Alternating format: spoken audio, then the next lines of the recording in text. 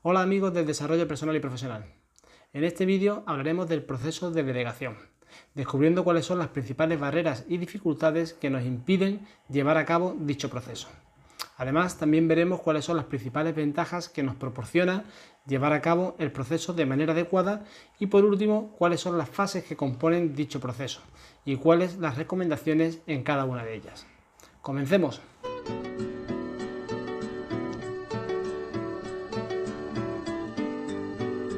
Hablamos de delegación como el proceso que nos permite conferir a un colaborador el encargo de realizar una tarea, concediéndole tanto la autoridad como la libertad necesaria, pero conservando en todo momento la responsabilidad final por el resultado. De esta definición me gustaría destacar fundamentalmente dos aspectos.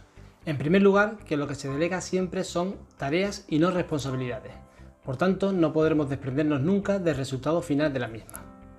El otro aspecto a destacar es que la persona a la que se delega la tarea debe contar con la libertad necesaria para poder aportar su conocimiento a la misma. Además, también debe contar con la autoridad pertinente ante otras personas en lo que concierne a esa tarea. De esta forma se posibilitará que pueda contar con los mismos recursos y con los mismos apoyos que si fuéramos nosotros los que siguiéramos realizando esa tarea. Aunque todo el mundo reconoce que delegar es necesario e importante para poder crecer profesionalmente y también ayudar a que otras personas lo hagan, la verdad es que son pocos los que saben hacerlo de manera correcta y otros muchos los que manifiestan que no les merece la pena ya que les ha supuesto más perjuicios que beneficios. Existen múltiples barreras que dificultan la delegación. Seguro que se te vienen a la cabeza algunas de ellas. La primera barrera que me gustaría destacar es ese pensamiento que solemos tener de yo lo puedo hacer mejor y más rápido. Posiblemente llevas razón, aunque solo sea porque llevas tiempo realizando la tarea y has adquirido cierta destreza en ello. No obstante, si no permitimos que otras personas adquieran también esta destreza, este tipo de pensamientos nos pueden llevar a permanecer secuestrados en la tarea. Una segunda barrera puede ser el exceso de perfeccionismo, que nos lleva a estar detrás de todos los detalles. Aunque cercana a la barrera anterior, en este caso lo que frena nuestra delegación es el hecho de que pretendamos que todo esté mejor de lo que está actualmente, aunque su estado actual pueda ser más que suficiente. Otra de las barreras puede ser el hecho de no aceptar errores de otras personas. Nuestra intolerancia a los errores cometidos por los demás puede suponer un freno a la delegación. Para ello, tomar conciencia de que el error es un camino hacia el aprendizaje y de que nosotros somos parte de la solución para que ese aprendizaje se produzca, nos permitirá vivir este tipo de situaciones de una forma más permisiva y constructiva. Otra de las barreras a la delegación que no podían faltar en esta lista es la de la falta de personal al que poder encargar tareas. Contar con escasez de colaboradores, siendo además su carga de trabajo bastante elevada, es una de las principales dificultades que solemos plantear a la hora de iniciar un proceso de delegación. También podemos encontrarnos como barrera con la falta de conocimiento y experiencia, tanto la nuestra para poder delegar como la de otras personas para poder asumir tareas que deban ser delegadas. Por último, tenemos la urgencia, que no nos permitiría establecer un proceso de delegación en el que tomar el tiempo suficiente para poder implementar las fases de manera adecuada. Cualquiera de estos motivos o la presencia de varios de ellos puede provocar que nos decidamos a no trasladar parte de lo que hacemos a otros profesionales. El problema es que dejar de hacerlo conlleva, entre otros, dos consecuencias nefastas. En primer lugar, el hecho de no poder crecer profesionalmente al no poder disponer de tiempo para poder abordar aquellos objetivos y aquellas actividades realmente importantes y que dependen únicamente de nuestra posición. Además, por otro lado, nos puede llevar a tener que dedicar muchas más horas de las necesarias para poder cumplir con estos objetivos, con el consecuente impacto en nuestro bienestar físico, psicológico y social. Por ello, te animo a que identifiques aquellas tareas que estás realizando hoy por hoy y que podrían ser ejecutadas por otras personas de tu equipo, bien sea porque no están alineadas directamente con tu desarrollo o porque necesitas disponer del tiempo que éstas requieren para poder dedicarlo a otras tareas más importantes y que hoy por hoy no estás haciendo. Recuerda que delegar no significa que te quites de encima la responsabilidad sobre esas tareas, por lo que para hacerlo con garantías te recomiendo tomarlo como un proyecto, estructurado en 8 fases. Fase 1. Identificar el propósito de la delegación. Aunque hemos comentado anteriormente que el principal motivo de la delegación suele ser el dejar de hacer cosas que anteriormente estábamos haciendo y disminuir por tanto nuestra carga de trabajo para poder dedicarla a otros aspectos más relevantes, los motivos pueden ser variados. Podríamos, por ejemplo, iniciar un proceso de delegación para ayudar a crecer profesionalmente a algún colaborador o colaboradora.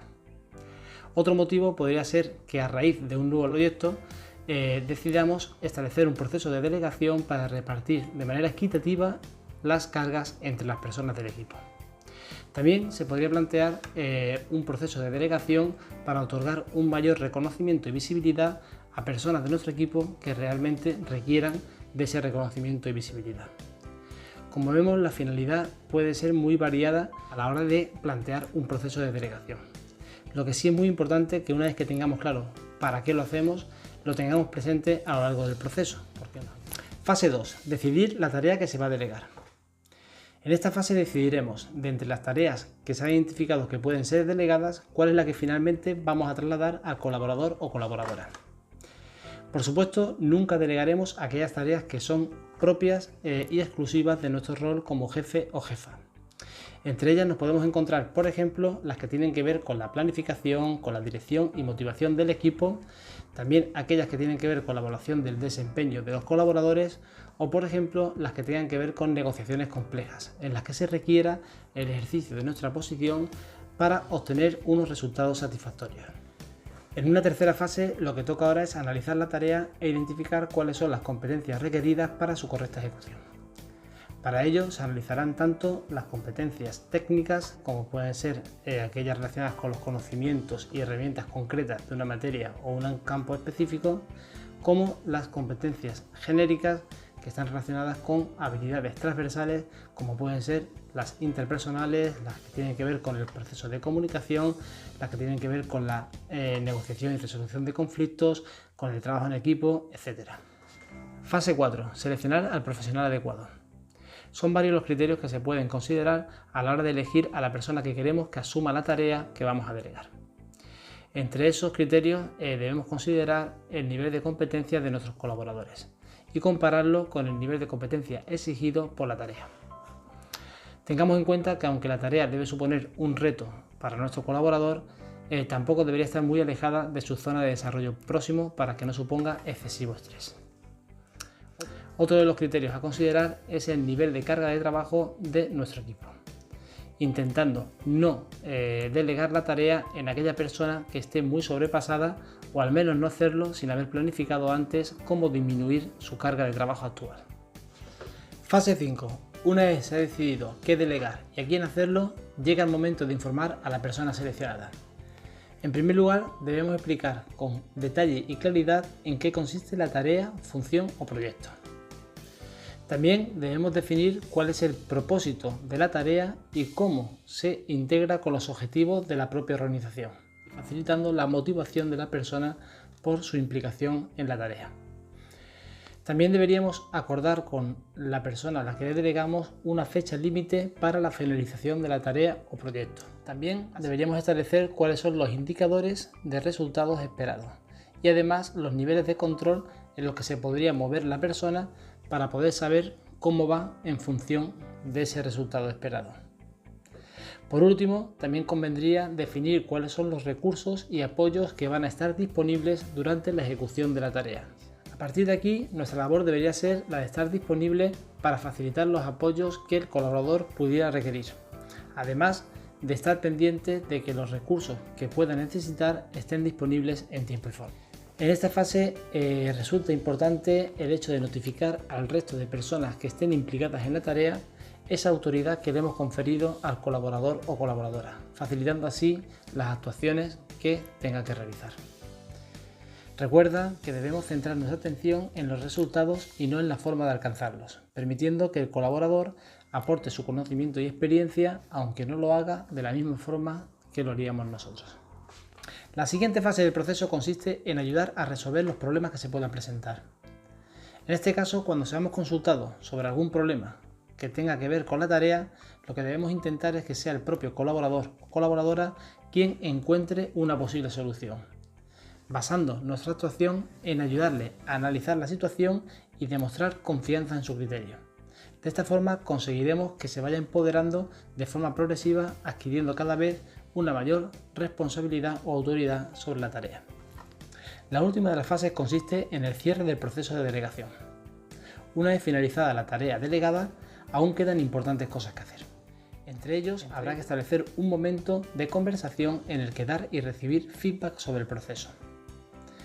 En esa conversación, entre otras cuestiones, habrá que preguntar al colaborador cómo se ha sentido en el proceso de delegación. También debemos reconocer cuáles son los logros alcanzados. Estableceremos también en ese marco de conversación un análisis de cuáles son los resultados logrados, alcanzados y cuáles eran los estándares que se esperaban.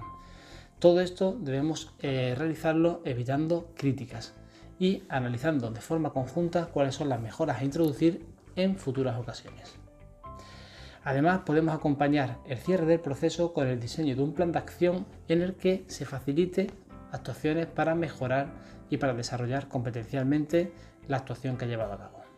Os puedo asegurar que siguiendo estas fases y entrenándonos para actuar eficazmente en cada una de ellas, nuestras experiencias futuras serán más satisfactorias y los resultados mucho mejores.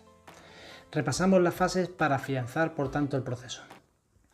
En la fase 1 identificamos el propósito de la delegación, el para qué.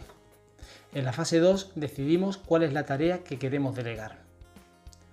Posteriormente, en la fase 3 analizamos la tarea e identificamos cuáles son las competencias necesarias para su correcta ejecución. Posteriormente, en la fase 4 pasamos a seleccionar a cuál es el profesional adecuado para asignarle esa tarea. En la fase 5 establecemos el proceso de comunicación de la tarea a la persona seleccionada. Fase 6, facilitar apoyos, estar disponible. En la fase 7 ayudamos a resolver los problemas, recordando que debemos intentar que sea la persona quien busque la solución, no nosotros. Y en la última fase, en la 8, cerramos el proceso de delegación analizando cómo ha transcurrido y buscando posibilidades de mejora en un futuro.